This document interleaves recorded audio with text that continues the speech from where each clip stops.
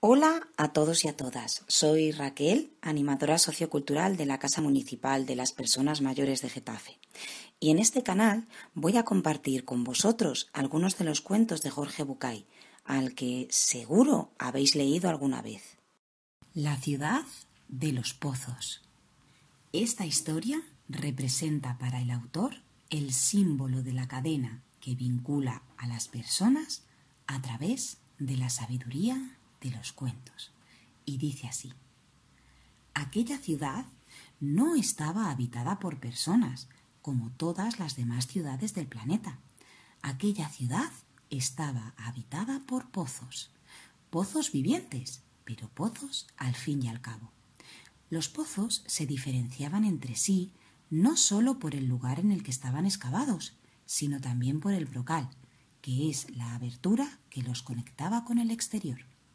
Había pozos pudientes y ostentosos, con brocales de mármol y de metales preciosos.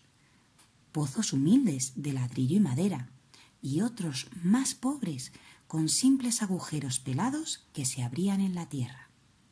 La comunicación entre los habitantes de la ciudad era de brocal a brocal, y las noticias corrían rápidamente de punta a punta del poblado. Un día llegó a la ciudad una moda que seguramente había nacido en algún pueblecito humano. La nueva idea señalaba que todo ser viviente que se preciara debería cuidar mucho más lo interior que lo exterior. Lo importante no era lo superficial, sino el contenido. Así fue como los pozos empezaron a llenarse de cosas. Algunos se llenaban de joyas, monedas de oro y piedras preciosas. Otros, más prácticos, se llenaron de electrodomésticos y aparatos mecánicos.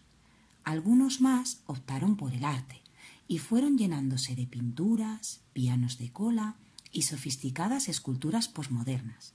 Finalmente, los intelectuales se llenaron de libros, de manifiestos ideológicos y de revistas especializadas.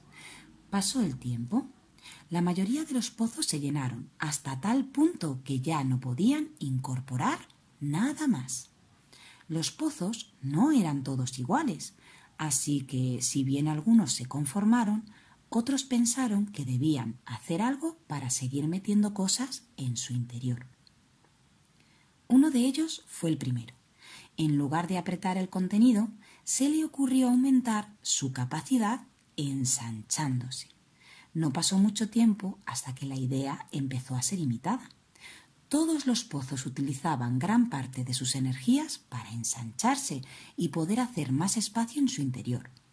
Un pozo, pequeño y alejado del centro de la ciudad, empezó a ver a sus camaradas que se ensanchaban desmedidamente. Él pensó que si seguían ensanchándose de aquella manera, pronto se confundirían los bordes de los distintos pozos y cada uno perdería su identidad. Quizá a partir de esa idea se le ocurrió que otra manera de aumentar su capacidad era crecer, pero no a lo ancho, sino hacia lo más profundo. Hacerse más hondo en lugar de más ancho. Pronto se dio cuenta de que todo lo que tenía dentro de él le imposibilitaba la tarea de profundizar. Si quería ser más profundo, tenía que vaciarse de todo contenido.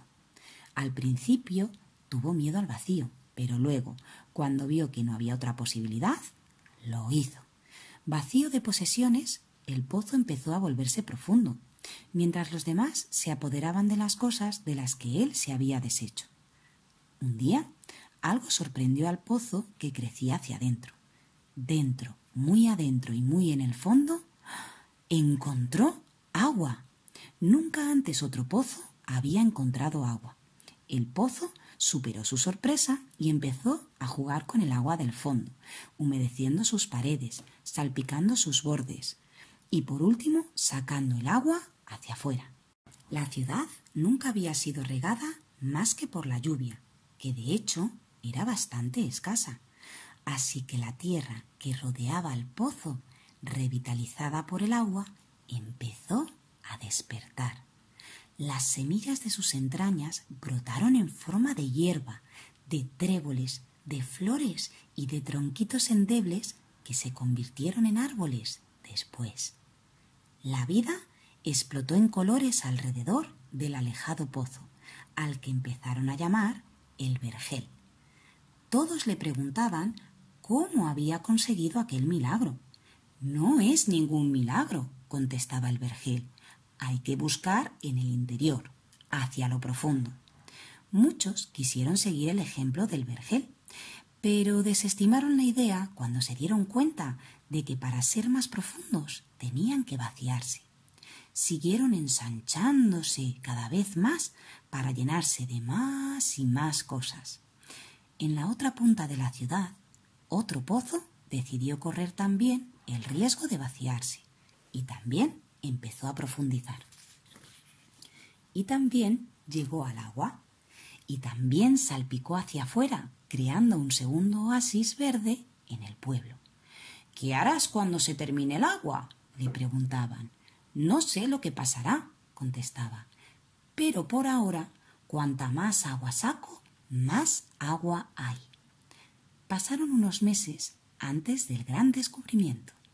Un día, casi por casualidad, los dos pozos se dieron cuenta de que el agua que habían encontrado en el fondo de sí mismos era la misma, que el mismo río subterráneo que pasaba por uno inundaba la profundidad del otro.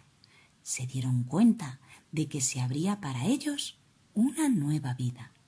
No solo podían comunicarse de brocal a brocal, superficialmente, como todos los demás, sino que la búsqueda les había deparado un nuevo y secreto punto de contacto. Habían descubierto la comunicación profunda, que solo consiguen aquellos que tienen el coraje de vaciarse de contenidos y buscar en lo profundo de su ser lo que tienen para dar. Este cuento nos habla de las emociones, los sentimientos y la identidad. No hay forma más relevante que un cuento para comprender aquello tan abstracto a lo que llamamos interior. Hay que destacar la capacidad de introspección y conocimiento personal para estar bien con nosotros mismos y con los demás, así como la importancia de saber encontrar y apreciar todas aquellas virtudes y habilidades que nos caracterizan. Ellas forman parte de nuestra identidad y nos permiten destacar del resto. Para cuidar nuestra autoestima, el primer paso para hacerlo es conocer nuestro interior. Espero que os haya gustado. Nos vemos en el próximo cuento.